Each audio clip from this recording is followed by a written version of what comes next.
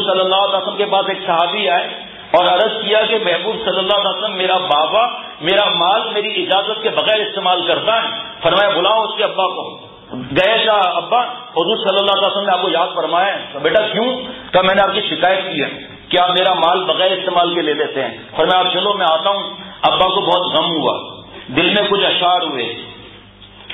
حضور صلی اللہ علیہ وسلم کے پاس جب آئے وہی آئی کہ آپ یہ کیس بعد میں چلائیں, پہلے تو اس کے اشعار دل میں ہوئے جس کو کسی نے سنا نہیں, پہلے وہ آپ اشعار سن لیں. اب جناب وہ آج بوڑھے باپ ہو گئے, اللہ اکبر, کوئی چیز 5 مرتبہ پوچھ لیں. ابا آپ کو بتایا نا کب ہے, ہمارے پاس میں ٹائم تھوڑی ہے, انٹرنیشنل کانٹیکٹ ہمارے لگے ہوئے ہیں, آپ کو اپنی پڑی ہوئی ہے. ابا جان مانگے جان دے دیا, ماں نے جان مانگا جان دے دیا, ان کا حق ادا نہیں ہوتا. یہ سمجھ لو. نبی صلی اللہ علیہ وسلم آپ نے مجھے یاد فرمایا, فرمایا اس بات کو چھوڑو, بات میں وہ اشعار جو کسی نے سنے نہیں ہیں مجھے سناؤ.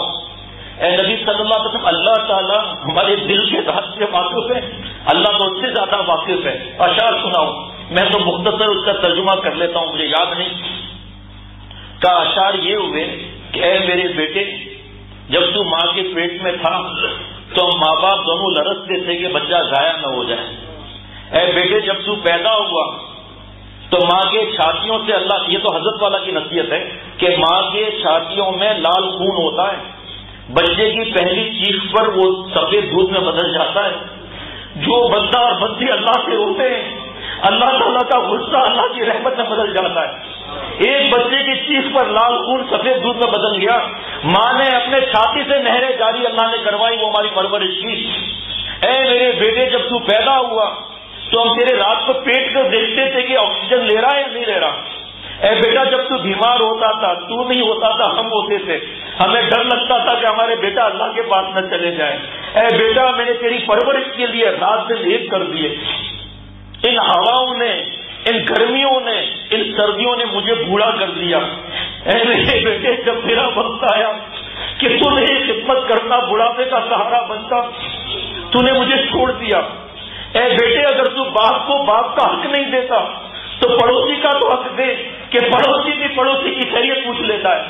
حضور صلی اللہ علیہ وسلم کے ہاتھ مبارک سے آنسو بہ رہے ہیں, کندھے پر ہاتھ رکھ کر بچے کو پیچھے کیا نوجوان کے, کہا جا تو اور تیرا مال تیرے باپ کا ہے. ارے باپ تو چاہتا ہے کہ نوجوان جب آتے ہیں توبہ کر کے, میں کہا جاؤ بابا کے سر میں تیل مالش کرو, جاؤ بابا کے پیر دباؤ. نوجوان آ کر کہتے ہیں ابا مالش کرنے ہی نہیں دیتے, ابا پیر دبانے ہی نہیں دیتے. میں نے کہا مجھ سے وجہ پوچھ, تو لگا ہوا ہے نیٹ اور کیبل میں, گندی فلموں میں, لڑکوں اور لڑکیوں سے بات چیت میں لگا ہوا ہے. ابا کو پتا ہے 7 اپ کی بوتل ہے, 2 دفعہ سر میں مالش کرے گا, میری عادت خراب کرے گا, پھر لڑکوں میں ہوگا. حدیث پاک ہے کہ ماں باپ کو جو محبت سے ایک نظر دیکھ لے, حدیث میں ہے کہ اللہ تعالیٰ اسے ایک حج مقبول کا ثواب عطا فرمائیں گے. جو ایک نظر ماں باپ کو دیکھ لے.